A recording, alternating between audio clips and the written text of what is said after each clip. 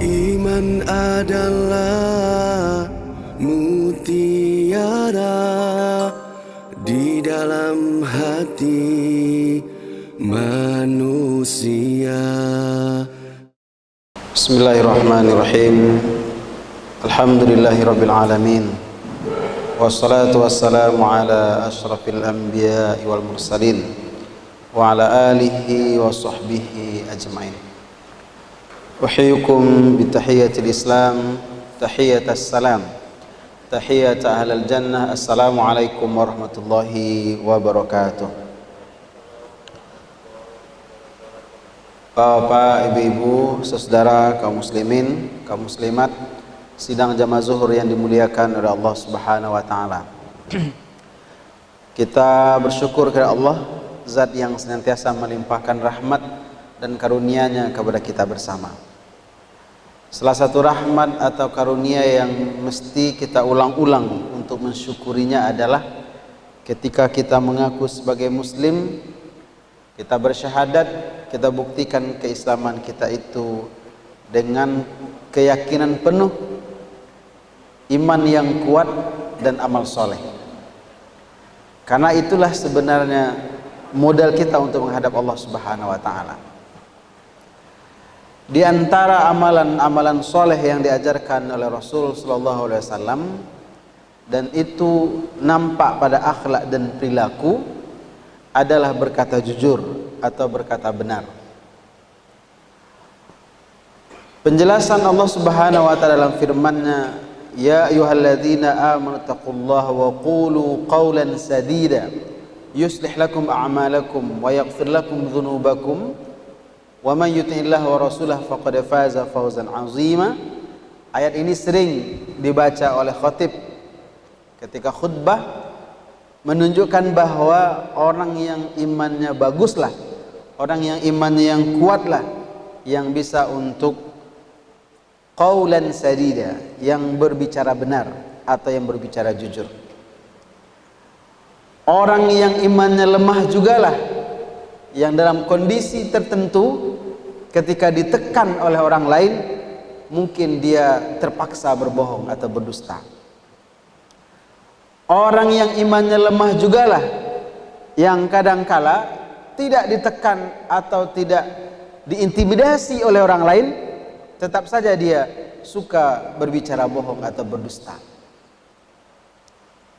Kalau karena alasan diintimidasi, diancam, ditakut-takuti, terpaksa dia berbohong atau berdusta, secara manusiawi dimaklumi. Tetapi dalam kajian akidah, ini sebuah pertanyaan. Kenapa dia lebih takut kepada manusia? Kenapa dia takut dengan intimidasi?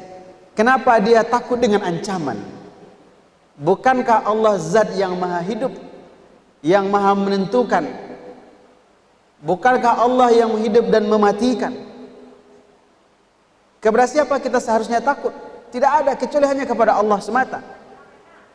Tapi karena kondisi tertentu, dan ini dimaklumi secara manusiawi, orang kadang takut dengan orang lain karena ancaman, karena intimidasi, karena ditakut-takuti, akhirnya dalam tanda petik terpaksa dia berdusta atau berbohong. Ini dimaklumi secara manusiawi. Tapi kalau iman kita kuat atau kokoh, tidak pada tempatnya seorang mukmin hanya gara-gara diancam, diintimidasi, ditakut-takuti, dia berbohong atau berdusta. Karena dalam pandangan agama kita, bagus atau rendahnya kualitas iman dibuktikan dengan akhlak dan perilaku. Salah satunya adalah dengan kejujuran. Maka kita ingin mengatakan bahwa orang yang imannya kuat pasti selalu berusaha untuk berkata jujur atau berkata benar. Kenapa?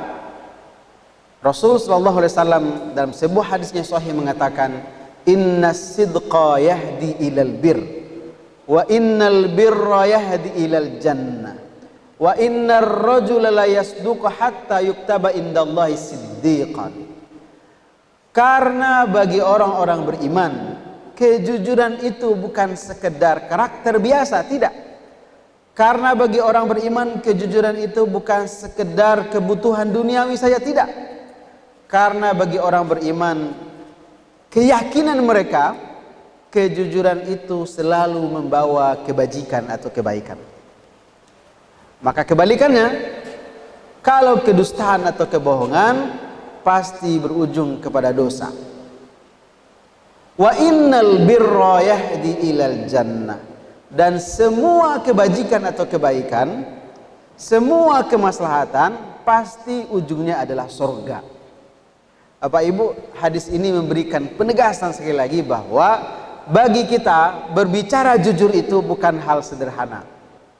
Bagi kita menjadi orang yang jujur atau benar itu bukan hal sepele.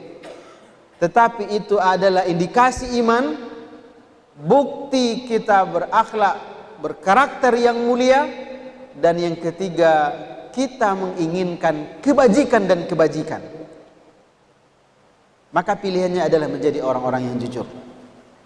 Maka apapun konsekuensi menjadi orang yang jujur, diancam, diintimidasi, ditakut-takuti, yakinilah makna dari lafaz yang kita ulang-ulang tentang makna tauhid itu. La ilaha illallah, la ma'budu bihaqqin illallah. Tidak ada ketakutan, tidak ada ketaatan, tidak ada yang berhak disembah kecuali hanya Allah semata saja. Turunannya lagi, kalau kita lebih takut kepada orang lain dengan ancaman atau intimidasi yang mereka berikan, yang dipertanyakan adalah keimanan kita. Maka sebenarnya oknum orang lain atau siapa saja selain Allah Subhanahu wa taala tidak ada apa-apanya dibandingkan kekuasaan Allah Subhanahu wa taala. Tetapi ini memang sebuah keyakinan yang harus kita pupuk, yang harus kita tanamkan, harus kita kokohkan dalam hati kita secara terus-menerus. Dan ujiannya adalah di lapangan. Kalau untuk ceramahnya mudah, kita hanya tunduk patuh kepada Allah semata, mudah kita ulang-ulang seperti itu. Tapi membuktikan bahwa kita tunduk patuh, takut hanya kepada Allah semata, nanti di lapangan akan dibuktikan. Kadang orang berdusta atau berbohong bukan karena diintimidasi, tapi kadangkala diiming-iming oleh orang lain, ada manfaat yang didapatkan secara duniawi, orang kadang juga mau berbohong.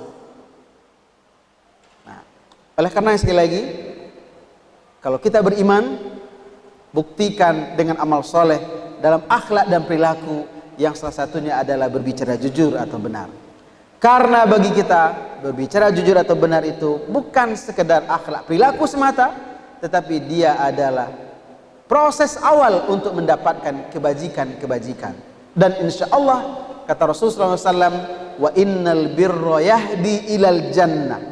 Setiap kebaikan itu akan membawa kita, membimbing kita kepada surga Allah Subhanahu wa taala. Wa innar rajula la yasduqu hatta yuktaba indallahi siddiqan. Dan setiap orang ketika dia melatih dirinya untuk terus-menerus menjadi orang yang jujur atau berkata benar, maka dia akan dicatat oleh Allah Subhanahu wa taala siddiqan, orang-orang yang jujur. Sebaliknya, fa innal kadhiba yahdi ilal fujur. Sesungguhnya kebohongan pasti membawa kita kepada fujur, keburukan, kejahatan. Bahwa mungkin sekali kita berbohong, mungkin ada manfaatnya. Orang lain tertipu, kita dapat keuntungan, mungkin. Kalau kita pedagang, kalau kita jujur, kita sampaikan apa adanya, berapa modal dari barang yang kita jual. Tapi kalau kita berbohong, kita bisa buat dinaikkan dulu harganya, lalu dikatakan diskon sekian. Ini apa namanya? Ada indikasi kedustaan. Atau apapun aktivitas kita, kalau yang kita lakukan adalah kedustaan-kedustaan, kebohongan-kebohongan, maka tidak ada ending dari kedustaan atau kebohongan itu kecuali fujur, keburukan atau kejahatan. Dan sekecil atau sebesar apapun kejahatan yang kita kerjakan, faman ya'mal misqala dzarratin syarran yarah. Sebagaimana kebajikan, keburukan juga seperti itu. Sekecil apapun keburukan, pasti kita akan pertanggungjawabkan di akhirat kelak. Maka wajar Rasulullah SAW mengatakan, wa innal fujura yahdi ilan nar, dan setiap keburukan atau kejahatan ujungnya adalah neraka Allah Subhanahu wa taala. Wa innar rajula la yakdziba hatta yuktaba indallahi kadzdzaban. Orang yang mungkin sekali dia berbohong, dan biasanya fitrah kemanusiaan menutupi kebohongan pasti butuh kedustaan berikutnya.